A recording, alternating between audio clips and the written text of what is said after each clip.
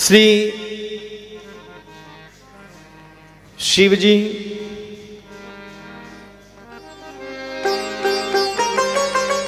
एक बहुत सुंदर उपदेश कर रहे हैं। देवी जो अपने आँखों से भगवान और भगवान के भक्तों का दर्शन नहीं करता है, उसका नेत्र, उसकी आँख मोर पंख के समान होता है। मोर पंख में भी आँख होता है ना, सबसे अंत में, मोर पंख के अंत में। पर हमारी आंखें तभी सफल हैं जब हम अपने इन आंखों से भगवान को देखें, राम जी को देखें।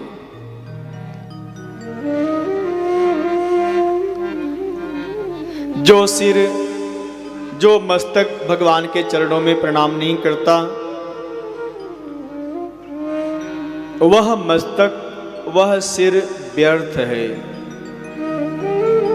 प्रातः काल उठकर यदि हम भगवान के चरणों में प्रणाम नहीं करते तो हमारा मस्तक हमारे शरीर पर केवल बोझा है, भार है, कोई उसका लाभ नहीं है।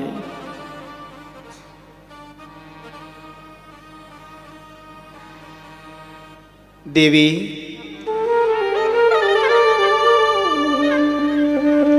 जिसके हृदय में केवल संसार और सांसारिक वस्तु है, वह मुर्दे के समान है। मुर्दा, शव। यदि शरीर में प्राण है तो शरीर स्वस्थ है, निरोगी है। यदि प्राण निकल गया तो शरीर निष्प्राण हो जाता है, अर्थात मुर्दे के समान। तो इस शरीर में प्राण क्या है? जो हम श्वास ले रहे हैं वही प्राण है? नहीं। जिसके जीवन में, जिसके हृदय में भगवान की भक्ति रूपी प्राण नहीं है, उसका जीवन मुर्दे के समान है।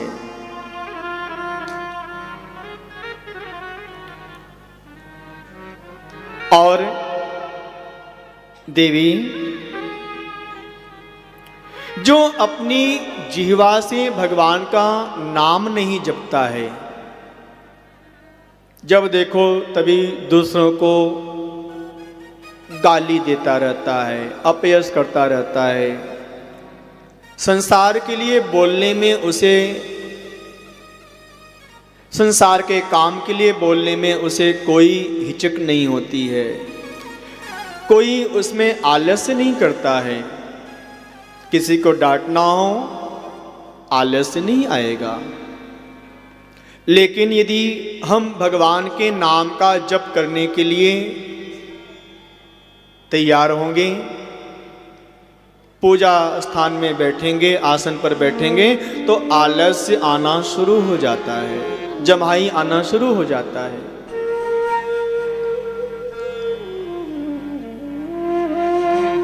ऐसा नहीं होना चाहिए।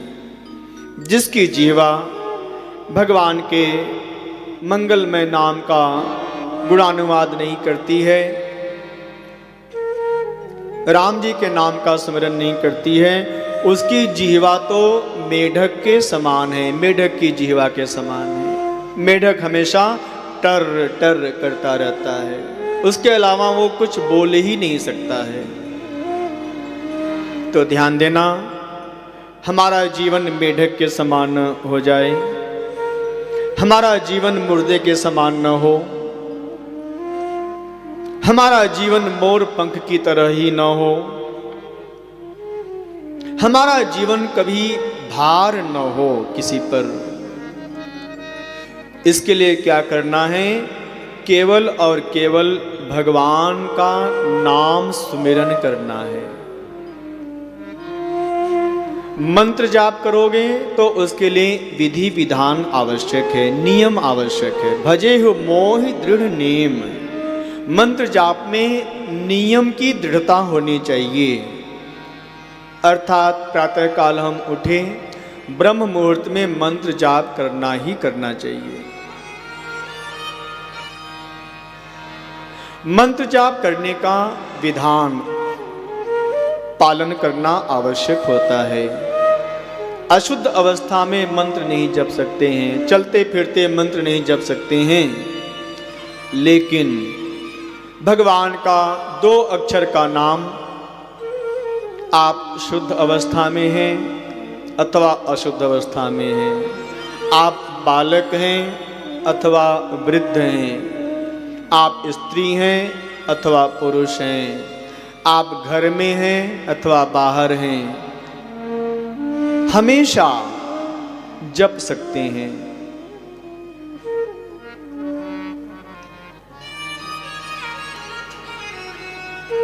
राम जी के नाम का सुमिरन करने में, राम जी का नाम जपने में कोई नियम विशेष नहीं है।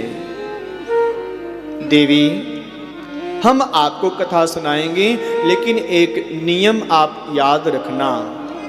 क्या? हमेशा आपकी जिह्वा राम राम जपती रहनी चाहिए।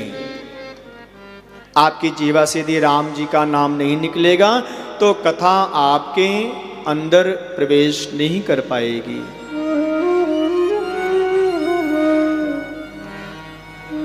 इसलिए हमेशा राम राम जपते रहना।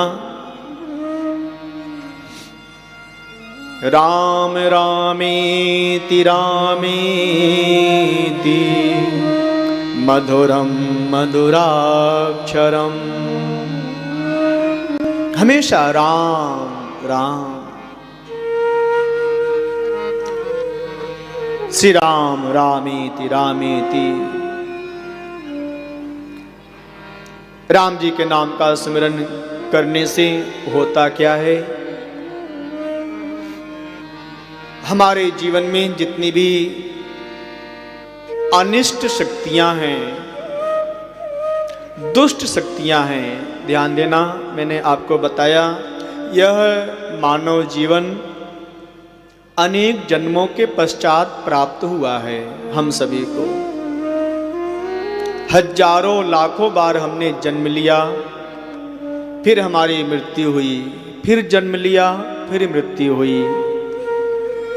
जन्म, मरण और गर्भ, अर्थात किसी न किसी माँ के गर्भ में पुनः हमें आना पड़ा मृत्यु के पश्चात। हजारों लाखों बार जन्म लेने के पश्चात मुझे यह मानव शरीर मिला, और इस मानव शरीर में गुण और अवगुण ये भरा हुआ है। इसलिए राम जी का नाम स्मरण करने मात्र से हमारे अनेक जन्मों के जो जाने अनजाने में किए हुए अपराध हैं वह समाप्त हो जाते हैं। पहला लाभ ये है। अपराध सहस्र भाजनम पतितं भीम भवार्णोदरे अगतिं शरणागतं हरे कृपया केवलमात्मसात् कुरु।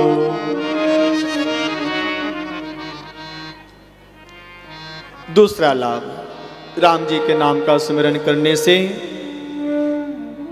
हमारे जन्म के समय कुछ ऐसे ग्रह नक्षत्र हमारे जन्म के लग्न में स्थित हो जाते हैं। जैसे किसी के जन्म पत्रिका में, जन्म लग्न में राहु अच्छी जगह नहीं है, शनि वक्री है, चंद्रमा की स्थिति ठीक नहीं है, सूर्य अपनी जगह पर नहीं है,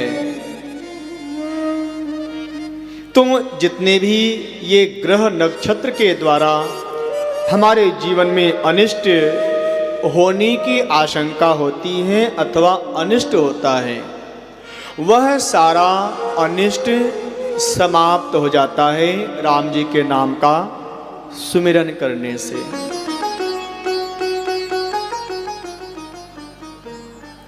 राम जी के नाम में बहुत शक्ति है।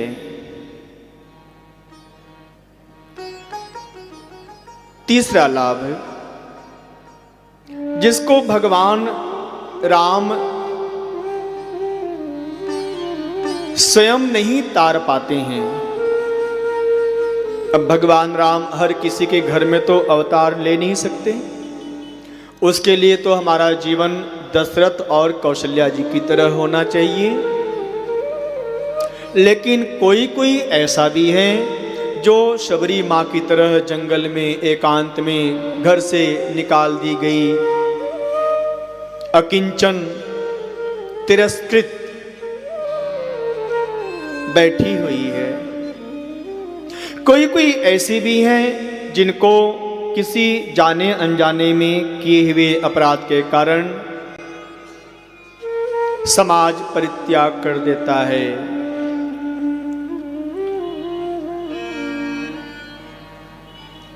ऐसे लोगों के पास भगवान राम जब नहीं पहुंच पाते हैं तो भगवान राम जी अपने नाम जी महाराज को भेजते हैं। भगवान राम जी का जो नाम है ना, वो चैतन्य है, ध्यान देना। भगवान जी का नाम दिव्य है, चैतन्य है। तो जहां पर राम जी स्वयं पहुंच नहीं पाते हैं, उस जीव का उद्धार करने के लिए भगवान राम अपने पवित्र मंगलमय नाम जी महाराज को भेजते हैं।